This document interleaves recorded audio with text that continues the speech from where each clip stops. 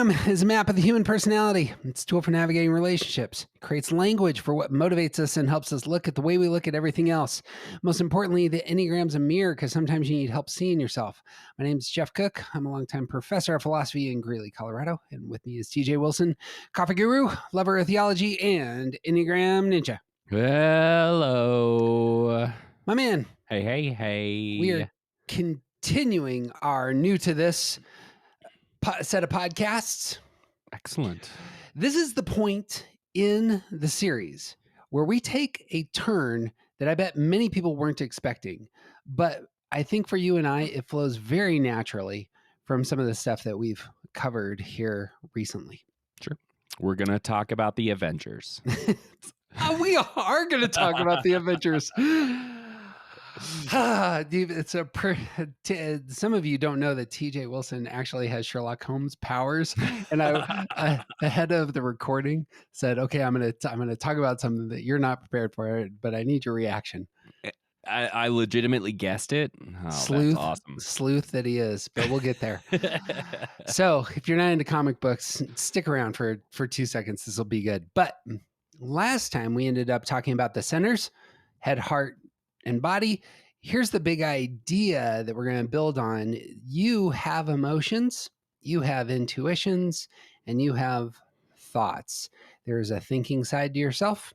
There is an action-oriented side to yourself, and there's a relational feeling side to yourself.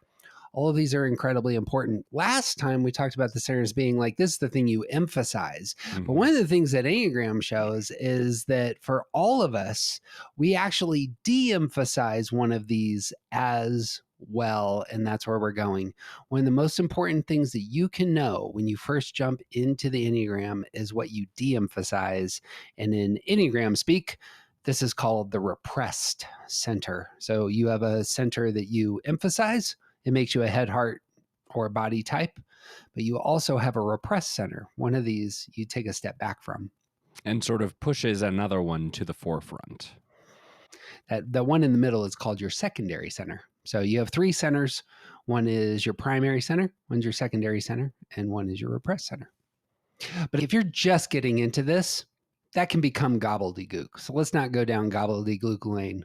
Let's just talk about, here's one of the places that you're not as strong. Mm-hmm. For some of us, we have a real hard time getting into our body and doing things. For some of us, we have a hard time doing productive thinking and really getting our heads around what's most important just quickly.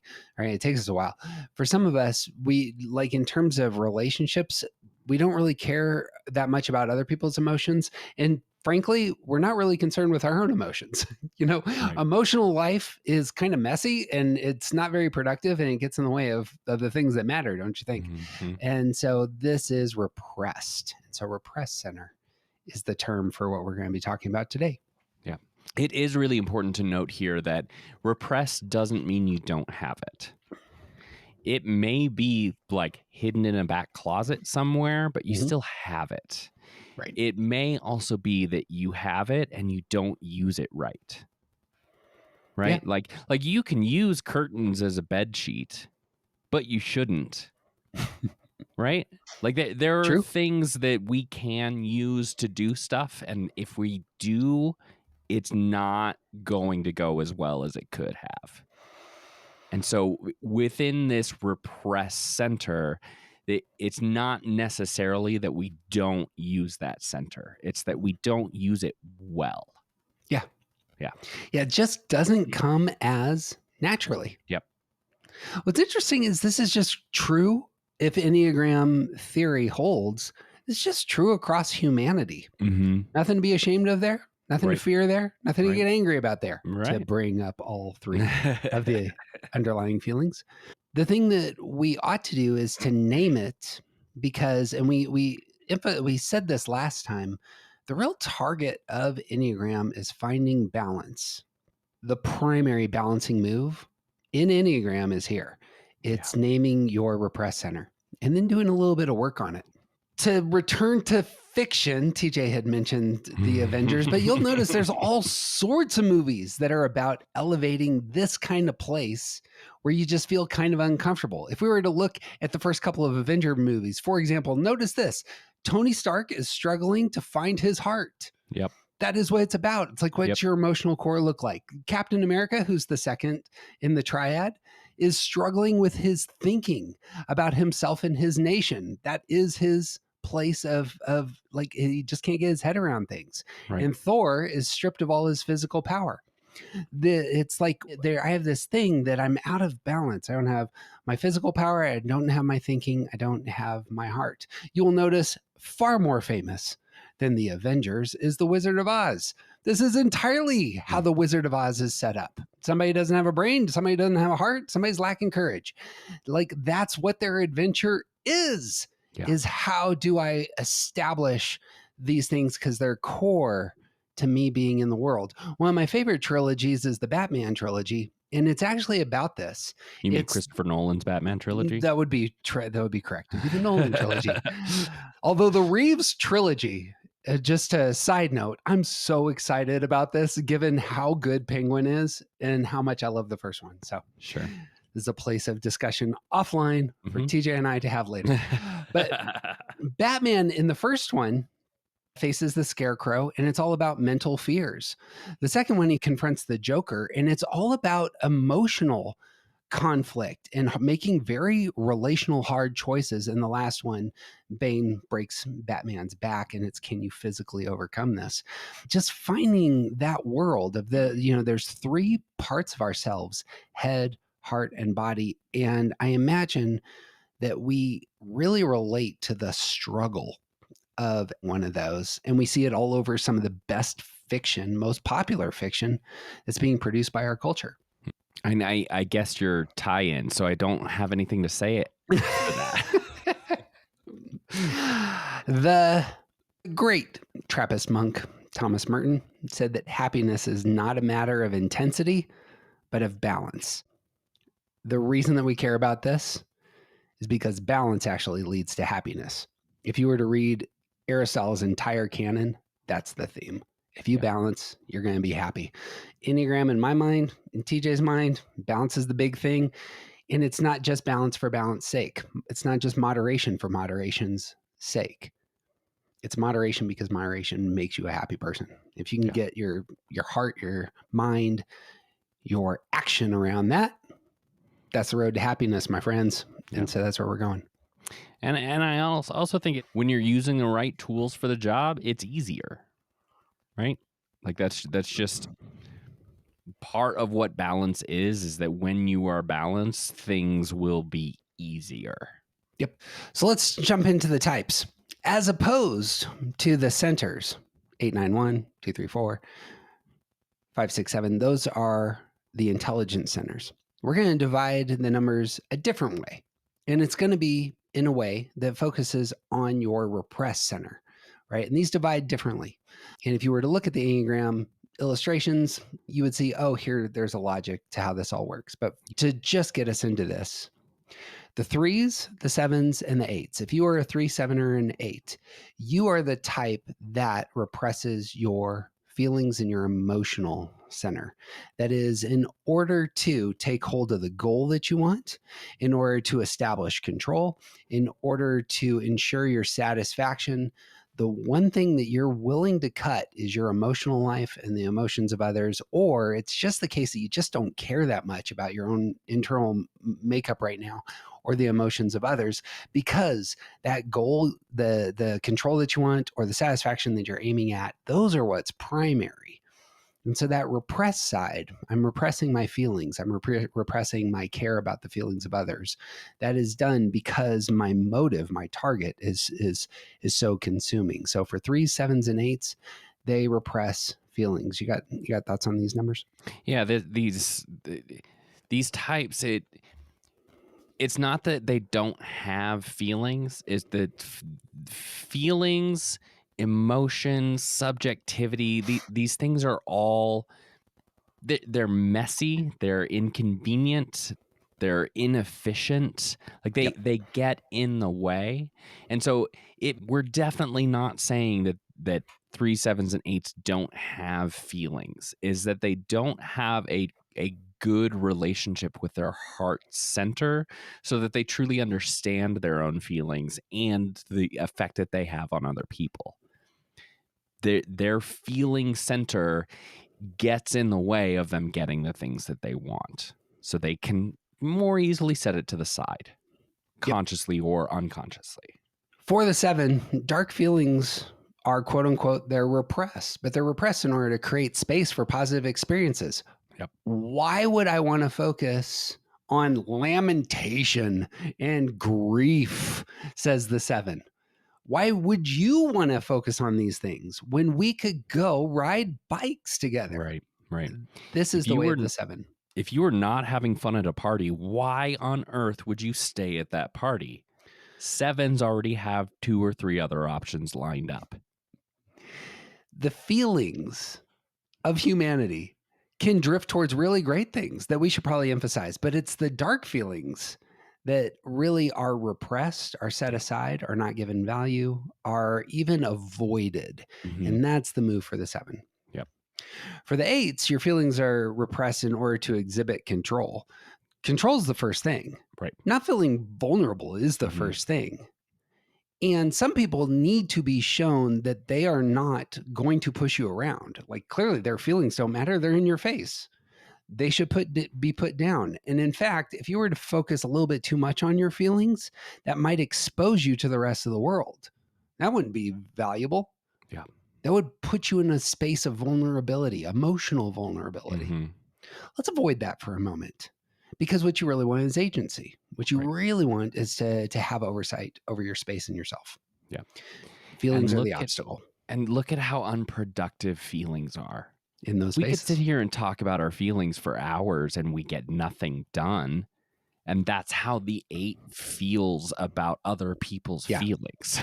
Not accomplishing a damn thing. It is very easy to see this, and there are probably a lot of 8s out there who express it this way, but it's very easy to see this as extremely callous to the needs of other people. And part of that is just because 8s don't need those feelings spaces in order to get their things done. They are much more concerned about getting stuff done. And feelings always get in the way of that. Yep. Now, 3s are the interesting one here. 3s do care for a half second about the feelings of the people around them. They read feelings in others. And then they immediately take that information, set it aside, and say, how am I going to win their approval? Their acclaim. There's going to be like this pivot that takes place. I take in the world through my heart center, as the 3s are. I take it in through the emotional center because I care about the relationships. But the actual feelings of other people, those are set aside because what has emerged in the heart of the 3, the primary thing is to achieve the goal. And the goal is to get the attention, the affection, the acclaim of the people around them. And here's the thing. Feelings can get in the way of that. Like if you get too emotional, you're not going to win. Right. If you care too much about the feelings of the people on your team, like when they're being sad sacks, you're not going to win. You need to push that sort of stuff aside and go for the target, for the trophy. You know, ambition takes over. Feelings can become an obstacle for the 3 in getting the attention and acclaim that they desire. Yep. Feelings may win the Oscars, but they don't win the promotion. That's just the goal of being seen as successful is it usually can't include feelings because feelings make things messy. Emotions make things messy. Subjectivity, you know, I love that friend who has a lot of stuff going on, but if I give too much energy to them, then they'll take all of that energy and now I can't use it at the place that I think is actually important, which is my work. Yep. Yeah. Huge value efficiency for the 3. Yep. I'm going to put a pin on this. If you're new to this, that's a great start. Just knowing that if you're a 3, 7, or 8, one of the things that you're going to struggle with is getting in touch with your own emotions, having a rich vocabulary for how you're feeling, and caring about the emotions of the people in front of you. Just worth naming. That's an obstacle. Yep. Balance And if you balance, you will be happy. This is one of the roads towards happiness. It may seem incredibly strange for 3 7s and 8s actually to be told, hey, if you cared more about your own feelings and other people's feelings, that's how you become happy. Mm-hmm. But lo and behold, it actually is one of the truths, because you become a fully integrated, holistic, balanced human being. Yep. 1s, 2s, and 6s. 1s, 2s, and 6s make up a new set of 3. This is a set that has a hard time doing productive thinking. Their thinking center is the repressed center. So they may be very strong in other spaces, but this is the place that's repressed. Easiest to see in 1s and 2s. 1s, thinking comes last. They are going to have very strong intuitions about the world, supported and emphasized by their emotional life. So they are principally acting in the world. The 1s can be very much a ready, fire, aim kind of person. Action comes first. Getting your head around things can be quite tricky for 1s. You want to explain why?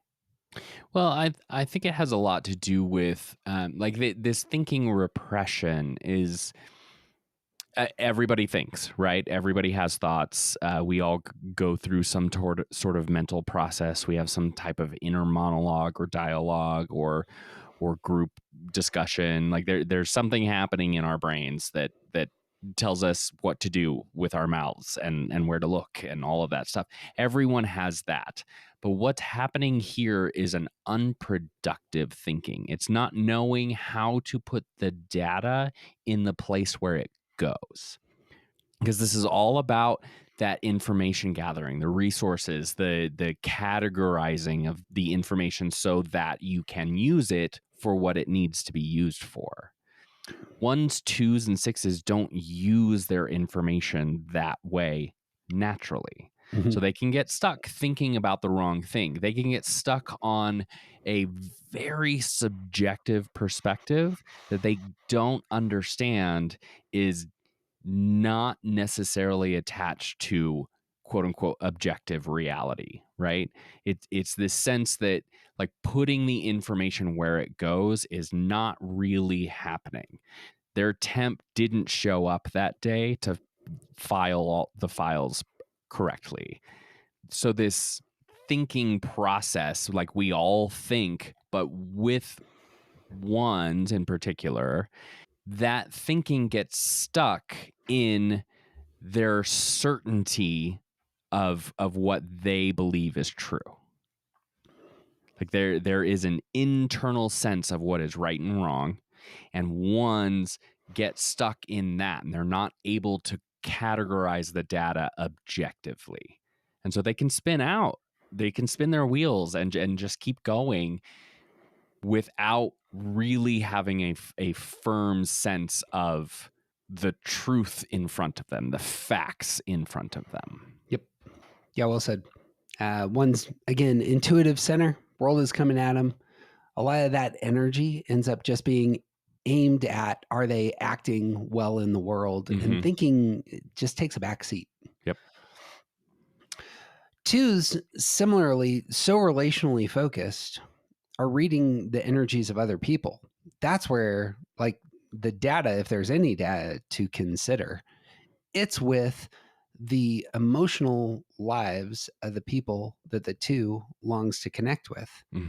And so, again, thinking becomes set aside. It's the relationship and what do I do for them that are primary, and taking a back seat is just thinking about the situation in worthy ways. Yeah, it's when you know that someone you love needs something from you, who cares about the information, right? Yep. The data doesn't matter. The who's in the way, the why, all of that other stuff.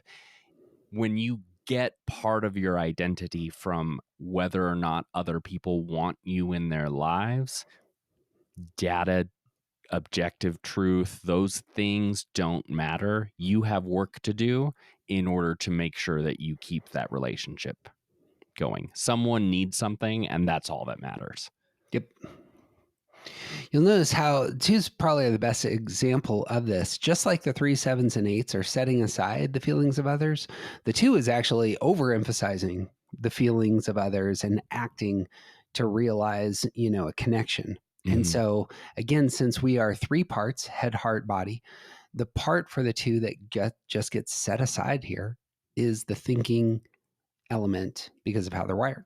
2s can often associate other people's feelings with themselves. Like they can sense others' feelings better than they sense their own. Yep. And it can be very difficult for, especially in unhealthy places, it can be difficult for them to recognize that what they're feeling from someone else is actually someone else's feelings, because they're not doing the data sorting process of saying, oh, that person is angry and that's what I'm feeling. I'm not actually angry about anything. There isn't time to think about that. We're going to solve this problem. Spot on. Yeah. For 6s, listen to some of the answer from 3 that we just gave, by the way. Mhm. 6s, you are part of the head center. So you're part of the thinking center. So you're taking the world in through your head. But what ends up happening for 6s is they immediately pivot and they begin processing the world relationally. This is similar to 3s. 3s take in the world relationally. They're worried about other people's the relationships they have with others, but they immediately pivot to action. What do I do to win the goal? What do I do to achieve the thing? Really similar to 6s. 6s are going to immediately pivot, and there's a distrust that comes in. They begin to distrust themselves, distrust their thinking, begin to even abandon their own judgment in favor of the relationships that they have, which they trust far more. And it's almost like they outsource their thinking. What can other people tell me about who I am and what I should be thinking? And so again, the thinking is repressed. Yeah. Yeah. It's like taking in all of the data, but then trying to get an external source to help you make sense of the data. You get stuck there. There can often be a cyclical nature to Yeah. how 6s are unproductive in their thinking. And like all 3 of these types do this, but chaining is particularly visible in 6s. And that's the idea that like you plan out how things are going to go wrong. And so when you wake up and you find a spare tire, now you're fully prepared that you and your spouse are going to break up because of the things that happen in between your spare tire and them breaking up, right? It's not a proper categorization of the data because you're not at all objective about the data. You're concerned about how it is going to affect you, how it is going to affect the people around you, how it's going to affect your safety and the groups that you're a part of. The sense of subjectivity, the sense of being part of a group really messes up how 6s process that data. So if you've gotten a chance to listen to our last episode, we were talking about head types. Head types are future oriented. They're kind of thinking about what's going to happen. For the 6, they're aware of all the things that might happen, Yep. but they don't know what to think about what might happen. Right. And so they are receiving the world through their head, but they're not engaging the world through their head, and that's the move. Real similar to the 3. The 3 is engaging the world through their heart, but they're not responding to the world through their heart and their relational core. Right. This is so with all these 1s, 2s, and 6s, the big idea here is that unproductive thinking is kind of the rule. They can find themselves not productively thinking about the things that are most important. Their minds can get into spinning, to verbally processing, to chaining, as TJ said, and that is a sign that they're just not getting that their minds around what they need to get around. Yep. Health, balance for these types, obviously, is silencing all the other stuff. You don't need to do anything right now. You don't need to serve or get the attention of anybody else right now. What you need to do is just get into your head and think hard about the things that are most important. This is an essential thing for 1s, 2s, and 6s. Mm-hmm. And learning how to think better as you continue moving forward. Like Right. you're practicing building those muscles. Twos and sixes will commonly outsource their thinking to others. Ones will commonly outsource their thinking to principles. Like I've believed this all the time. So this is what's right. This is what's wrong. That's how we go. Right. Both of these moves, outsourcing your thinking is a bad move. Getting used to developing that thinking muscle, that's what you need. Yep. Boom. Fours, fives, nines. Fours, fives, and nines are the last triad here. These are the action repressed numbers. They have a hard time getting into their body and doing productive action. So again, easiest to see with fours and fives. Fours, doing is going to be secondary in comparison to the energy that's spent just reassessing one's inner life, getting a handle on all the emotional experiences that they've had and how they fit into the world around them. So there's a lot of thinking going on. There's a lot of emoting going on. There's not a lot of doing going on for the four. And there's also very little trusting of your intuition. Your intuition could be lying. Your intuition could be hungry. We don't understand the intuition because we can't really open that door and go inside and see how the machinery works. So that intuition piece, that energy, the sense of myself in this space, fours are so internalized that they don't necessarily have a sense of themselves in the space until they figure out what's going on in the inside. That relational focus, that everything comes in through that heart space, and this is how they know who they are. It's not about what they do, it's the internal life that they are experiencing.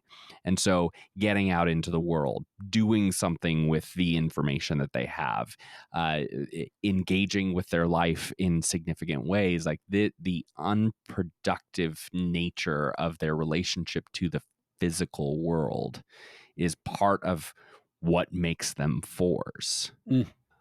Fives likewise have a hard time getting into their body. Part of this is because fives are going to escape the fear of being, they can fear being overwhelmed. And in order to combat that, they're going to elevate their thought, and they're only going to act when they have the details, the resources, they've been firmly internalized these. So action is going to be just the very, very, very last step. I need to really put all of my energy into thinking about things, securing my resources, understanding how I feel about these things.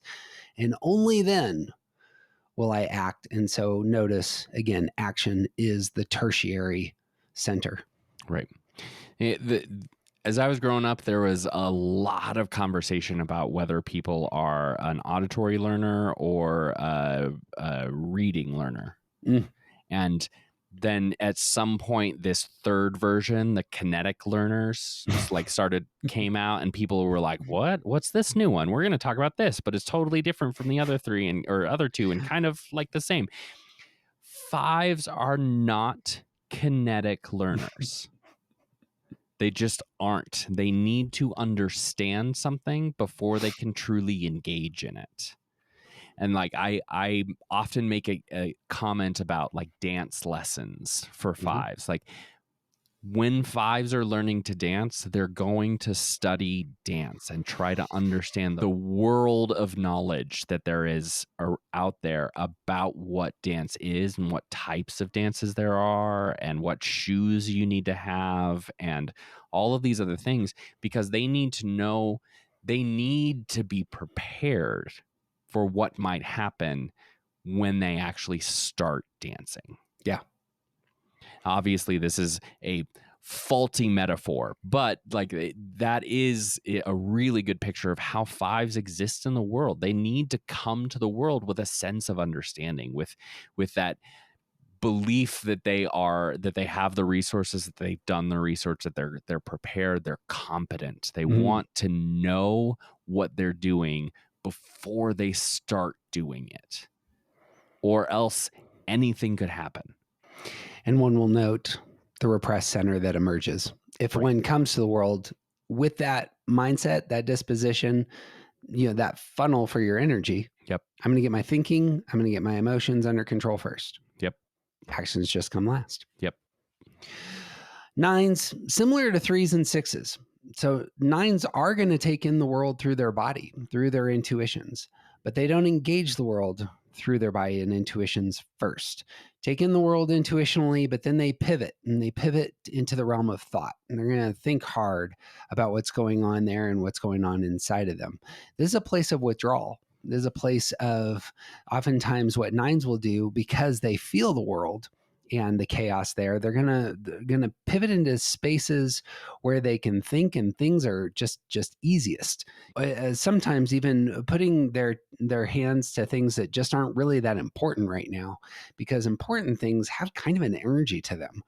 Yeah, if you can put yourself to, like, I'm going to just do this puzzle, I'm going to tinker around a little bit, this is just going to minimize the energy.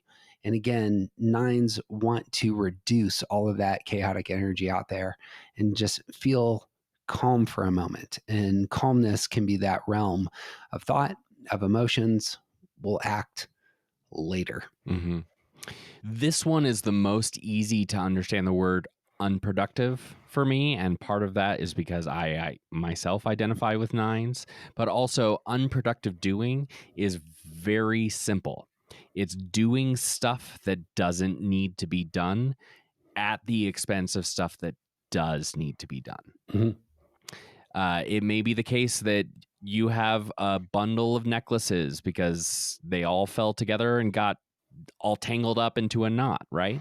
And you spend an hour and a half untangling those necklaces because why not? And it shuts down your brain and like it's just something fun to do. And then you realize that, oh, you were supposed to be at work an hour and 15 minutes ago, but you forgot because you were doing something that you didn't need to be doing.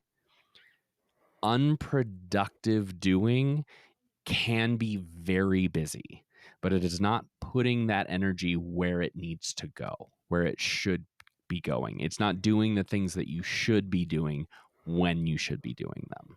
And nines really struggle with this because we do not want to spend energy on things that we don't want to do. That strikes me as the good basic level to jump into. If you can get your head around this episode, the basics, and the last episode, the basics, that's really a core set of lessons of here's how I take in the world. And this is the place that I have difficulty engaging the world. Right? If you just knew those two things about the Enneagram, it's probably the case that you have a lot to work with, and we'll probably name a lot of, of yourself and your personality. So that's beginner level for this triads.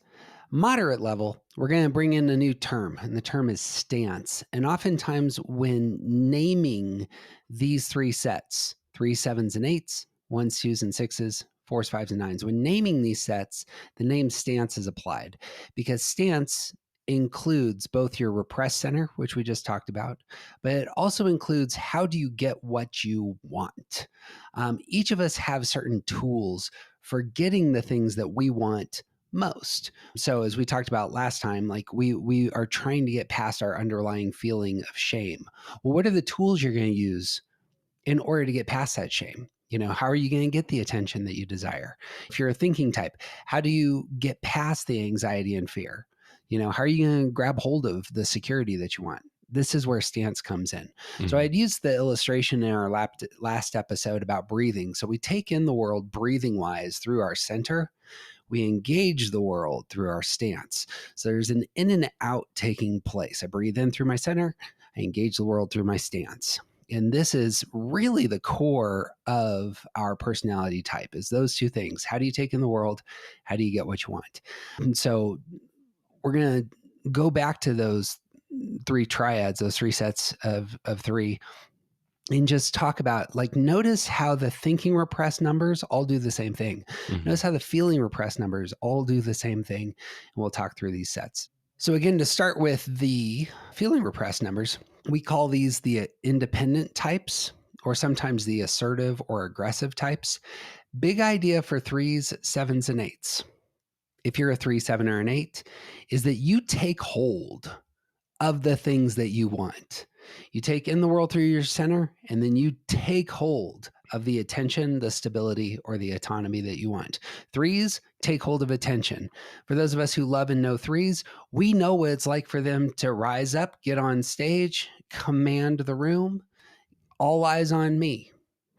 For those of us who love or personally are sevens, we know what it's like for them to take hold of the stability they crave because they're grabbing hold of the spaces that they want to be in because that looks way more fun than right here.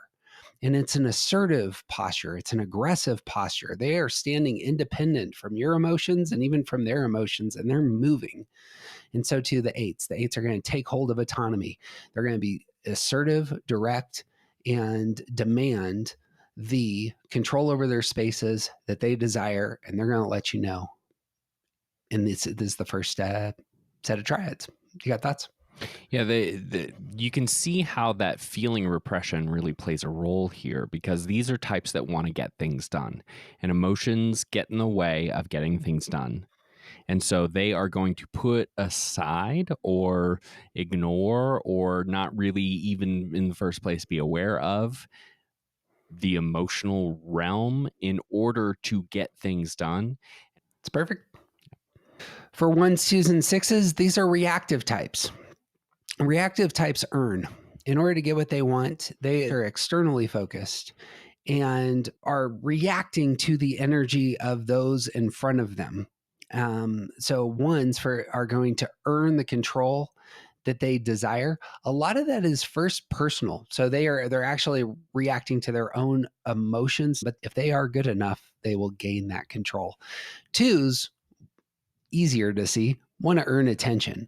They want you to love them. And in order to gain your love and your attention, they're going to earn it. They're going to do the things that are required to command your attention. And for sixes, again, desiring stability, desiring security, desiring some assurances. If they are good enough for the sake of the tribe will provide the stability and security that's desired.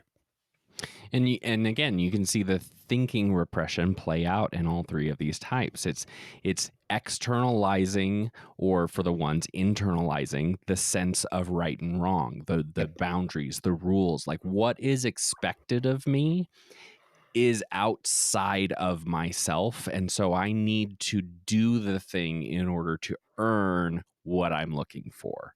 In order to, if I haven't done enough, if I haven't stayed within the boundaries, then obviously I'm not good enough and I need to work harder. Like that sense of needing to be validated outside of myself. The other types don't struggle with this in the same way that ones, twos, and sixes do. And it has everything to do with that thinking repression, with Yep. unproductive thinking, with not really knowing how to categorize the data. Therefore, what is expected of me needs to be explained to me. Yep. Yeah. Bang. Lastly are the withdrawn types. If you're a 4, if you're a 5, or a 9, the withdrawn types are the types that have difficulty doing productive action, are going to withdraw. And notice it's not engaging your body. It's almost like there's a step back or a retreating that takes place in order to get what the 4, 5, or 9 want. They are internally referenced. Action repressed numbers are going to take a step back. The 4 is going to take a step back for attention. This is self-assessing. This is getting their mind and heart, in particular, around who they are and who they are in the world, and really seeing themselves first before they begin to act in the world. But that starts with stepping back. How are you going to get what you want? I'm first going to really understand myself. 5s are similar. They're taking a step back, but they want to have all the data, the information, the resources. They step back into positions where they can observe. They step back in order to get all of their resources under control. And some 5s are accused of castling, like they build up some boundaries around themselves and the world because that step back is so severe into that perch kind of space. And 9s take a big step back for autonomy. This is the space that I can control. This is my harmonious, comfortable space. And it's again that withdrawal ends up being how they get the autonomy that the 9 desires. Right.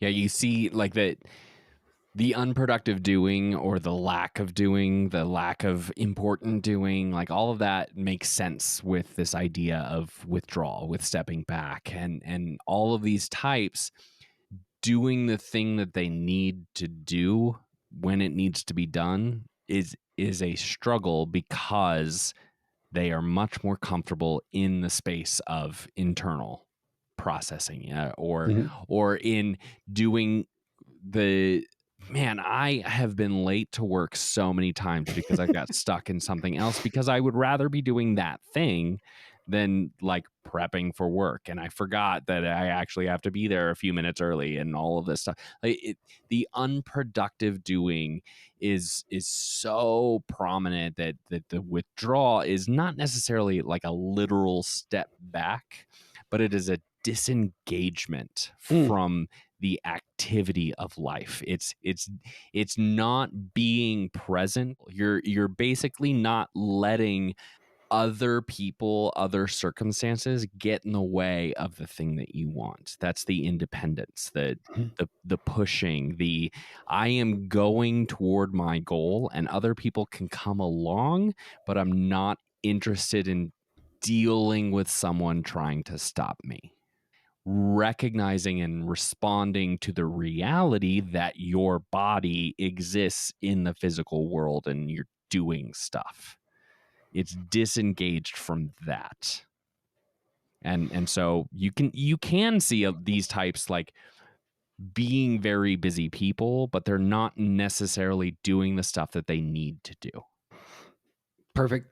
That ends up being so much of our, the face that we put out into the world. And the reason being, it's us breathing out. We've breathed in the world through our center. Now we're breathing out through our stance. Middle range knowledge about Enneagram on these fronts. This is a great place to kind of land and think about, how am I reactive? How am I independent? How am I withdrawing? What it looks like then to balance that is to simply become more assertive and get into your body if you're, withdrawn type, or to really, again, process things more with your head and be more self-directed and less reactionary if you're a reactive type. And again, if you're an assertive type, really getting into your feelings by having a rich vocabulary for how you're feeling that goes well beyond the superficial kind of terms. It's often the case that this is one of the places that you can see most in other people is their stance. It's also the case that this is one of the more visible expressions of unhealth, of not being balanced. When people are in their stance, when they are expressing their unbalance to the world, it is more visible to the rest of us than a lot of these other concepts. There you go. Right? We have promised ninja level for a lot of these topics. Going to go back to orientation to time here. So here's the ninja level lesson. Just as your intelligence center has a orientation to time, past, present, future, so too your stance has an orientation to time, past, present, future. The way this works with stance is that when getting what you want, you're going to incorporate time-centric tools. Some of us use past tools, some of us use present tools, and some of us use future tools. We're going to outline what those look like, but getting your head around the fact that you use past-centered tools really matters, or present tools or future tools. So to jump into this again with independent types, with the 3, 7s, and 8s, you'll notice when they are seeking to get what they want, the tools they incorporate are about tomorrow. 3s have their calendar, their to-do list, and they're going to knock out a bunch of stuff. And the reason they're going to knock out a bunch of stuff is they're not going to ever feel the shame that they did 2 weeks ago, 10 years ago in their middle school season. They're going to do everything that's required to win next Thursday. That is a future tool. 7s have a mind for scheming. They're thinking about all the places that they might jump in the days to come, in the hours to come, in the minutes to come. Those are future-oriented tools. Where am I going next is what's on the 7's mind. This allows them to avoid negative feelings, negative situations, places they might be stuck. And 8s likewise don't want to feel vulnerable. And so in order to not feel vulnerable, they're going to make sure that they dominate the things that are most essential to keeping themselves protected, keeping those that they love protected, and they are not going to place themselves in positions where they feel like others might be able to assault them. Yeah. And you could see the tie-in with the feeling repression, with not really having a good connection with other people in this way. 3s, 7s, and 8s are aiming at some future, and people get in the way. You know, like I really it takes us like 14 hours to drive to Chicago, and I really want to just get to Chicago. And little Johnny in the back tells me that he has to pee. Well, I just told him that we were just at a rest stop, and now he's making me stop again, and I can't get to my destination.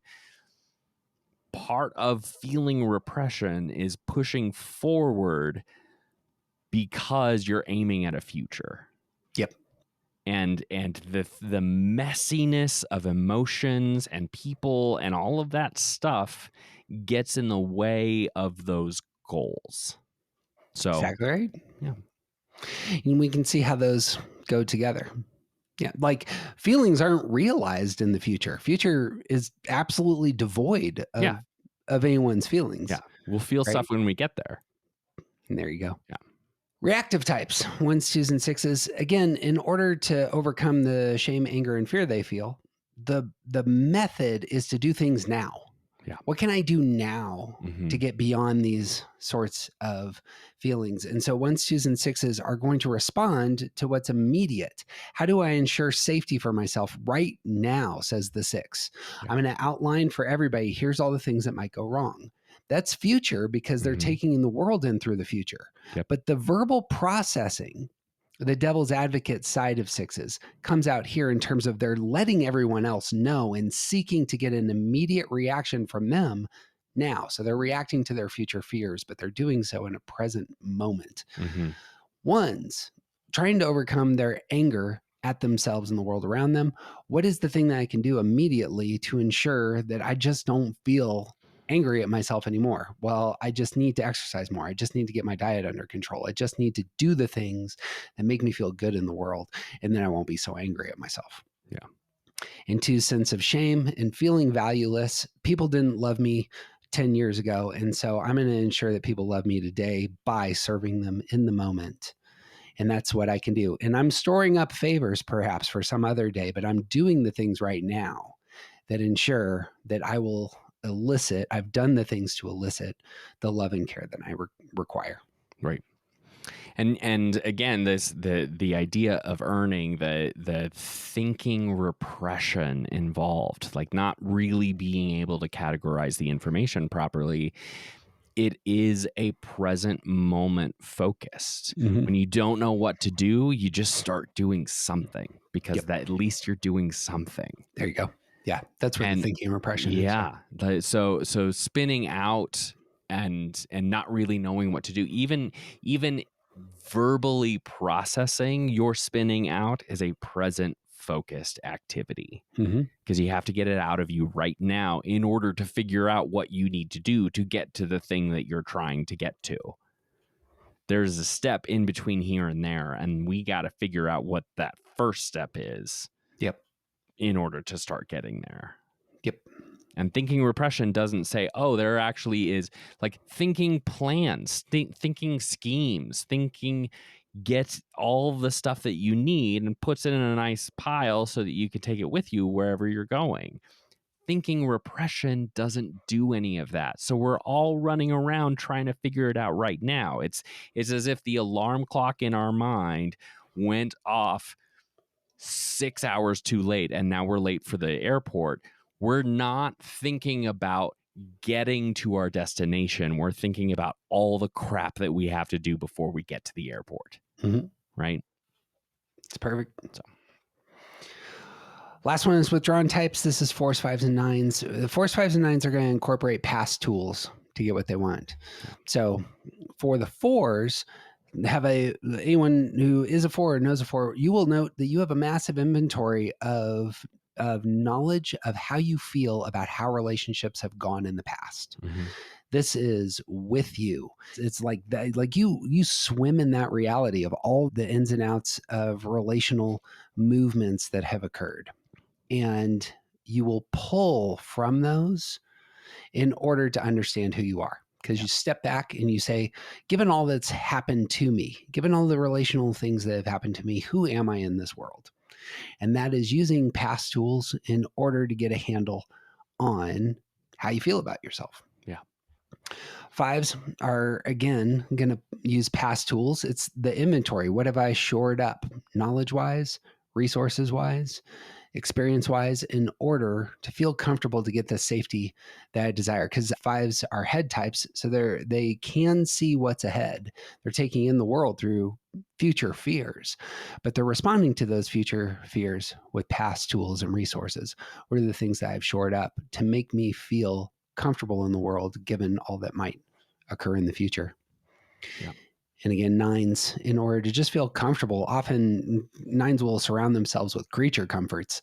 Oftentimes, nines will have all of these, I think we've called these trinkets of memory, like the things that elicit an emotion, a feeling, an intuitional sense that the world is comfortable. And so nines will commonly kind of store up things in their spaces, environments, in their man caves, that kind of remind them this world is it feels good. Yeah, we're that withdrawn place is the way that it's connected to the past is so interesting to me, because it's like when you pause a movie, you're you're pausing the thing that's happening in order to get something else. And so like these types, the 4s, 5s, and 9s, in that sort of pause of the thing that they're supposed to be doing, is so that they can gather something from the past in Mhm. order to help them do the thing that they're doing. But it kind of also means that they now get distracted by the thing in the past and they don't do the thing that they're going to be doing. Yeah. You can see how the cyclical nature of the withdrawing to get something from the past and Yeah. not re-engaging, like you don't push play because now you're distracted by the Furby that you found. I don't know why Furby was the first thing that came to my mind, but like there is a sense of, because we are not engaging with the things that are in front of us in an appropriate way, we have more time to spend with the things that we already have. What is it called when you go down like the Wikipedia rabbit trail, or Wiki hole, or yeah. The past is everything that has happened. Clearly you can get stuck in the Man, past. there's all kinds of stuff to draw from. It's the vast canon of human experience, knowledge, and everything. If you could literally pause time, Yeah. everything that you would encounter is the past. You can see why withdrawn types might have a problem engaging their body. Right. They have been stuck in the vast rabbit hole that is the past and all of its resources. And the familiarity there is so much more comfortable than the incredible, vast unknown that is the present and the future. Nothing to fear in the past. Nope. There is present day America 2024. There's a lot of anxiety in the air. Yeah. My way of overcoming has been to listen to historic nonfiction books on the Civil War. Sure. It's like things got really bad. Yeah. And it all turned out okay. Like this is how I'm confronting my anxiety. Sure. Yeah. Because even though it's horrific in the past, it's still the case that, you know what, everything turned out all right. Yeah. As it were. And like everyone who watches The Office still, this is what you're doing. You're withdrawing for some type of comfort to something that is familiar. Yeah, there you go. Yeah. It's to the past. That's how it works. So if you're new to this and you went to ninja level, I mean, congratulations. But you'll see how the breathing outside of the Enneagram materializes in these three ways of your repressed center, how you get what you want, and the tools that you incorporate. Those are all part of the same topic that when you look at our material, it's when we talk about stance, this is where we kind of put all of that stuff. But all of it is, it's about you've taken in the world and now you're engaging the world. What does that look like? So ninja level, congratulations. You have beat the ultimate boss here. That's what I got for stance, orientation to time, and repressed centers. You got anything? Did I miss anything before we wrap this up? The one thing that I would want to say, if you've listened this far, like this is the kind of work that you could be doing for the rest of your life. Yeah. You could stop here and still have work to do for the rest of your life. Yep. Because elevating your repressed center and bringing things more into balance is one of the things that you will struggle with for the rest of your life, and your struggles with it will continue to make you a better, more whole, more balanced person. Yeah. Well said. Well said. Friends that meaning the world to us, if you would share this episode with somebody you love, again, preferably somebody that you're talking Enneagram with. This is 3 levels. Where are they at? How are they engaging the world? Can you name some of the, the missteps of being too assertive or too withdrawn or too reactive? These are things worth talking about. And, just kind of confessing, this is kind of the thing that I'm really aware of now, and I need to process and work on. Yeah. All sorts of good stuff to talk about on these fronts.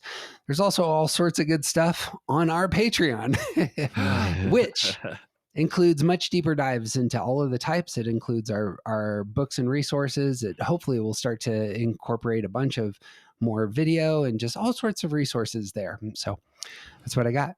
You got anything else? I got nothing, man. He's TJ Wilson. He's officially awesome. I'm Jeff Cook. And who you aren't just isn't interesting.